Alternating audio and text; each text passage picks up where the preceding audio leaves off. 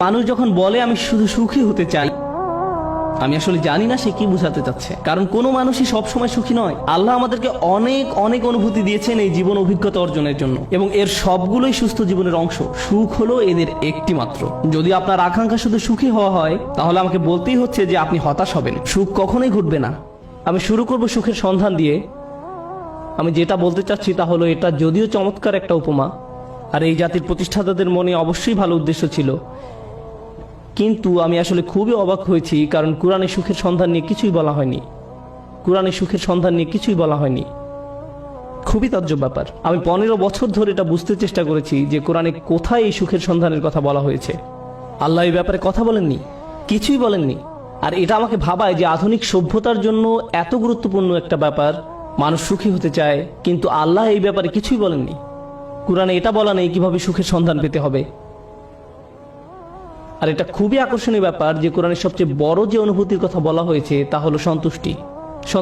সন্তুষ্ট থাকা, এটাই সব থেকে বড় লক্ষ্য, সুখ নয়। কিন্তু এই দুইটি কিন্তু আলাদা জিনিস। সুখে থাকা আর শান্তিতে থাকা দুটো আলাদা বিষয়। এখন আমি আপনাদেরকে সাইকোলজির ব্যাপারে কিছু বলবো, খুবই আকর্ষণীয় কিছু বিষয়।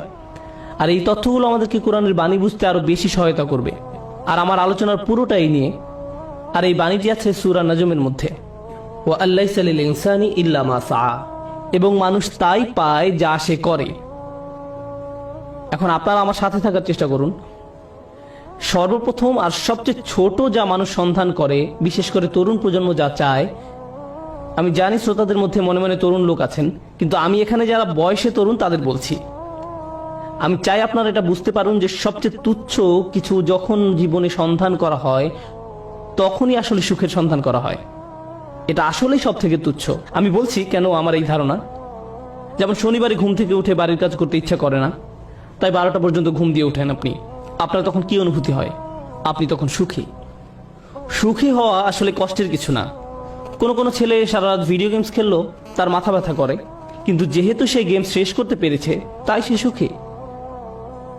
কেউ কাজে যাওয়ার আগে ফোন পায় যে আজকে আবহাওয়া খারাপ, তাই কাজে যেতে হবে না, এতেই তার সুখ বোধ করে। সুখ পাওয়া খুবই সহজ, বিশেষ করে ছোট জিনিসের ক্ষেত্রে। অবশ্য সম্পর্কের থেকে সুখী হওয়া এর চেয়ে কঠিন। বাবা মাকে সুখী করা, অথবা বাবা মা যেন আমার উপর খুশি থাকে, এটা করা কঠিন। আর স্ত্রীকে খুশি করা, এটা নিয়ে কথা না বলাই ভালো। আসুন আমরা এটা নিয়ে কথা না বলি। কিন্তু শুধু নিজের জন্য, যেমন আপনি একটা সিনেমা দেখলেন, আপনি এতেই খুশি। অথবা আপনার বন্ধুর সাথে দেখা হলো, আপনি খুশি। আপনি আপনার পছন্দের রেস্টুরেন্টে খেতে গেলেন, আপনি অনেক খুশি। এটা খুব কঠিন কিছু না। কিন্তু এটা যেমন দ্রুত আসে তেমনি দ্রুত চলে যায় এবং আপনার আবার ভালো না লাগা শুরু হয়। আপনি হতাশ হয়ে যান এবং আবার সুখী হওয়ার চেষ্টা করেন। এটা অনেকটাই মাদকাসক্তির মতো, কারণ এটা আপনার সাথে সর্বদা থাকে না। আর এটাই হলো সবচেয়ে নিম্ন স্তরের সন্ধান। তাই মানুষ যখন বলে আমি শুধু সুখী হতে চাই, আমি আসলে জানি না সে কি বোঝাতে চাচ্ছে। কারণ কোনো মানুষই সব সময় সুখী নয়। আল্লাহ আমাদেরকে অনেক অনেক অনুভূতি দিয়েছেন এই জীবন অভিজ্ঞতা অর্জনের জন্য, এবং এর সবগুলোই সুস্থ জীবনের অংশ। সুখ হলো এদের একটি মাত্র। যদি আপনার আকাঙ্ক্ষা শুধু সুখী হওয়া হয়, তাহলে আমাকে বলতেই হচ্ছে যে আপনি হতাশ হবেন। সুখ কখনোই ঘটবে না। আপনি কখনোই চিরসুখী হতে পারবেন না। এটা আসলে এভাবে কাজ করে না। আমি বলছি না যে আপনাকে হতাশ হতে হবে। আমি যা বলতে চাচ্ছি তা হলো সংগ্রামও জীবনের একটি অংশ। যখন আপনি বার্ষিক পরীক্ষার জন্য প্রস্তুত হচ্ছেন, আপনি কিন্তু সুখী নন। বা 3 ঘন্টার পরীক্ষার মাঝে আপনি সুখী নন। যারা ব্যায়াম করেন তারা তাতে সুখ পান না। হ্যাঁ, ফলাফল দেখে তারা অবশ্যই সুখী হন, কিন্তু ঘাম ঝরানো পরিশ্রম করার সময় নিশ্চয়ই তারা সুখী নন। নিজের চেহারা দেখলেই বুঝতে পারবেন, ঠিক যেন সিলভেস্টার ট্যালনের মতো। যাই হোক, তাহলে সবচেয়ে নিম্ন স্তরের আকাঙ্ক্ষা কি? সুখ।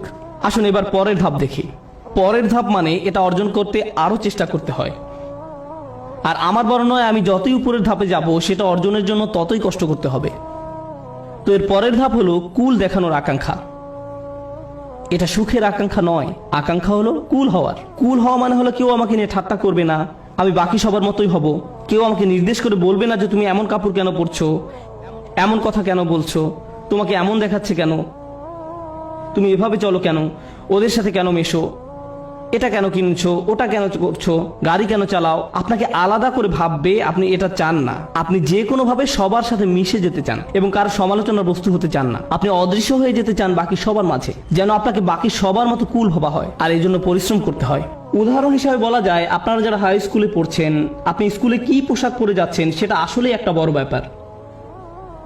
আপনি যখন আলমারি থেকে একটা কাপড় বের করেন বা জুতা হাতে নেন পরার জন্য, তখন আপনার মনে এই প্রশ্ন আসে যে কে আপনার পোশাক নিয়ে মজা করতে পারে। সত্যি সত্যি আপনার মনে এই ভাবনাটি আসে? অথবা আপনি যখন কাপড় কিনতে দোকানে যান, আপনার বাবা হয়তো আপনাকে টাকা দিয়েছেন কিছু কেনার জন্য, আপনি যাই কিনেন না কেন অনেক কিছু কেনার পেছনে একমাত্র কারণ হলো যখন আপনি এইসব পরবেন তখন লোকে কি বলবে। এটাই হলো কুল হওয়ার আকাঙ্ক্ষা।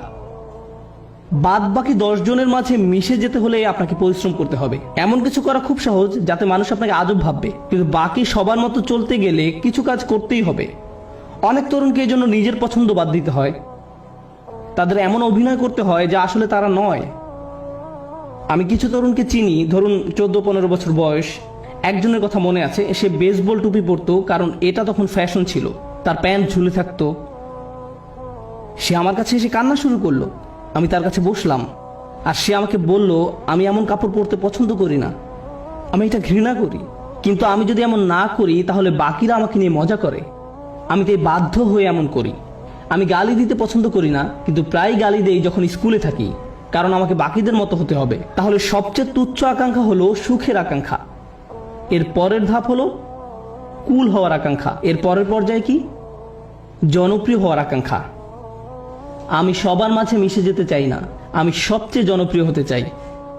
আমি এমন হতে চাই যেন সবাই আমার বন্ধু হতে চায়, এমন হতে চাই যেন সবাই লাঞ্চের সময় আমার কথা শোনে। আমি এমন হতে চাই যেন কেউ আমাকে নিয়ে মজা করার আগেই যেন আমি তাদেরকে নিয়ে মজা করতে পারি। আর প্রায় সময় আপনারা দেখবেন যে স্কুলে যেসব বাচ্চারা জনপ্রিয়, তাদের জনপ্রিয়তার কারণ হলো তারা অন্যদেরকে নিয়ে মজা করে, আর সবাই তাদের ভয় পেয়ে তাদের কথা মতো চলে, যেন তারা কেউ পরবর্তী শিকারে পরিণত না হয়। যদিও আমি এখানে অল্প বয়স্কদের কথা বলছি, কিন্তু এমনটা প্রাপ্তবয়স্কদের ক্ষেত্রেও হয়। অবশ্যই হয়, আমাদের আঙ্কেল আন্টিদের ক্ষেত্রেও হয়ে থাকে, কোনো সন্দেহ নেই। জনপ্রিয়তার মানে হলো আমি চাই সবাই আমাকে নিয়ে কথা বলুক, আমি সবার মনোযোগের কেন্দ্রে থাকতে চাই, আমি চাই সবাই আমাকে নিয়ে মন্তব্য করুক। আমি কোনো ছবি পোস্ট করব, টুইট করব, ভিডিও বানাবো, যা কিছুই করি মানুষ যেন আমাকে নিয়ে কথা বলে। যখন আমাকে নিয়ে কথা বলা কমে যাবে তখন আমাকে নতুন কিছু আবার করতে হবে যেন মানুষ আমাকে নিয়ে মেতে থাকে। জনপ্রিয়তার আকাঙ্ক্ষা খুবই আজব একটি জিনিস, কারণ এর কারণে মানুষ নিজেই নিজের অপমান করে। যেমন মিউজিক ইন্ডাস্ট্রিতে যখন এমন হয় কোনো শিল্পীর গান খুব হিট করলো, সবাই সেই গান ডাউনলোড করলো, তারপর যখন তার জনপ্রিয়তা কমে গেল তখন তাকে নিজেকে অপমানিত করতে হবে, নোংরা ভিডিও বানাতে হবে বা কোনো কাহিনী তৈরি করা যেন পত্রিকাগুলো তাকে নিয়ে মেতে থাকে। অন্তত সেখানে জনপ্রিয়তা থাকবে, কারণ তারা নিজের গুণের কারণে আর জনপ্রিয়তা পাচ্ছে না, তাদের পরের গানগুলো বা ভিডিওগুলো আগের মতো বিক্রি হচ্ছে না। এটাই হলো জনপ্রিয়তার আকাঙ্ক্ষা। জনপ্রিয় হওয়ার জন্য পরিশ্রম করতে হয়, টাকা পয়সা খরচ করতে হয়, সময় দিতে হয়, নিজের ভাবমূর্তির জন্য কাজ করতে হয়, আর ভাবমূর্তি রক্ষা করাই তখন সবচেয়ে গুরুত্বপূর্ণ হয়ে যায়। সমাজে অবস্থান ধরে রাখাই তখন মুখ্য হয়ে দাঁড়ায়। এটা হলো পরের পর্যায়, কিন্তু এর উপরে আরো ধাপ আছে। এরপর এর উপরে রয়েছে আর এক ধরনের প্রচেষ্টা, সেটা হলো সম্মানের পেছনে ছুটে চলা। কলেজের ছাত্রদের কাছে এটা বেশি গুরুত্বপূর্ণ প্রাথমিক বা হাই স্কুলের ছাত্রদের চেয়ে। এইমাত্র আমি কি বললাম? সবার নিচে সুখ, তারপরে কি? কুল, সামাজিকতা, তারপর জনপ্রিয়তা। সম্মান মানে হলো আপনি আপনার নিজের সাথে এমন কিছু যুক্ত করতে চান যেটা অনেক মূল্যবান। আপনি মানুষকে বলতে চান, জানো আমি হার্ভার্ডে গিয়েছিলাম। আপনি তাদের বলেন না যে আপনি সেখানে সাপ্তাহিক ছুটি কাটাতে গিয়েছিলেন, আপনার বন্ধুর সাথে দেখা করতে গিয়েছিলেন, কিন্তু আপনি আপনার নিজের নামের সাথে একই বাক্যে হার্ভার্ড শব্দটা ব্যবহার করতে ভালোবাসেন। সত্যি কথা হলো আপনি যদি হার্ভার্ডের নবীন ছাত্র হন, আপনি কি অর্জন করেছেন? কিছুই না। আপনি শুধু সেই ভার্সিটিতে পড়েন, কিন্তু আপনি নিজের নামের সাথে একটা সম্মানিত প্রতিষ্ঠানের নাম যোগ করতে পছন্দ করেন। নিজের নামের সাথে একটা মর্যাদাপূর্ণ ব্র্যান্ডের নাম যুক্ত করতে আপনার ভালো লাগে, আপনার নির্দিষ্ট ব্র্যান্ডের পোশাক পরতে ভালো লাগে, এবং যদি ব্র্যান্ডের লেবেল দেখা না যায় আপনি অন্য মানুষের সাথে এমনভাবে কথা বলেন যেন তারা বাধ্য হয়ে প্রশ্ন করে আপনি এটা কোথা থেকে কিনেছেন। আপনি যেন বলতে পারেন যে এটা আরমানি ব্র্যান্ড বা এটা কিছু একটা, কারণ আপনি চান নিজের নামের সাথে সেই ব্র্যান্ডের নাম যুক্ত করতে। নতুন কোনো ব্র্যান্ডের গাড়ি বাজারে আসলে কোন গাড়ি আপনি চালাচ্ছেন, কোন ধরনের পোশাক আপনি পরছেন, কোন ধরনের মানুষের সাথে আপনি মিশছেন। সেলফি এজন্য তোলে না যেন আপনি তাদের মনে রাখতে পারেন, আপনি এজন্য সেলফি তোলেন যেন ছবিটা পোস্ট করতে পারেন, যেন অন্য মানুষ আপনাকে বেশি গুরুত্বপূর্ণ ভাবে, কারণ আপনি সেই বিশেষ ব্যক্তির পাশে দাঁড়িয়ে আছেন। এটা সম্মানের একটা ব্যাপার হয়ে দাঁড়ায়।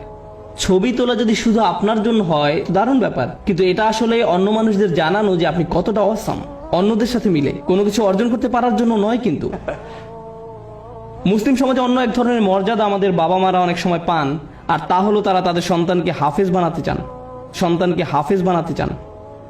ও এবং ডাক্তার, আর যদি হয় হাফেজ ডাক্তার তাহলে তো কথাই নেই, তারা দিন ও দুনিয়া দুটোই পেয়ে গেছে। রব্বানা আতিনা ফিদ দুনিয়া হাসানা ওয়া ফিল আখিরাতি হাসানা, কাজ এখানেই হয়ে গেছে। কিন্তু তারা মানুষকে বলতে পছন্দ করে যে জানো সে একজন হাফেজ। কিন্তু দুর্ভাগ্যবশত এর জন্য আপনি আপনার সন্তানকে কোরআনে হাফেজ বানাননি। কিন্তু এমনটাই ঘটে থাকে। আমরা এখন কোন পর্যায়ে আছি? সম্মান। এটা অনেক বড় ব্যাপার হবে যখন আপনি আপনার প্রথম চাকরিটা পাবেন, হয়তো মাইক্রোসফট বা অন্য কোথাও, কে জানে। ধরেন আপনি বড় কোথাও চাকরি পেলেন, হয়তো গুগলে, তারা আপনাকে আপনার ব্যাজ দিবে যেটা আপনি মসজিদেও পড়ে আসেন। যেন কেউ প্রশ্ন করে যে তুমি কি অনেক বেশি গুগল ব্যবহার করো যে তারা তোমাকে একটা বিশেষ ব্যাজ দিয়েছে, আর আপনি তখন বলার সুযোগ পান না না আমার সেখানে চাকরি হয়েছে। আপনি মানুষকে জানাতে চান যে আপনি কি অর্জন করেছেন। তাফাখুরুম বাইনাকুম, কুরআনে এটাকে এভাবেই বলা হয়েছে, অন্যদের দেখানোর ইচ্ছা যে আপনার কি মর্যাদা আছে। যাই হোক, আমি আবার একদম নিচ থেকে শুরু করতে চাই। প্রথমে কি ছিল?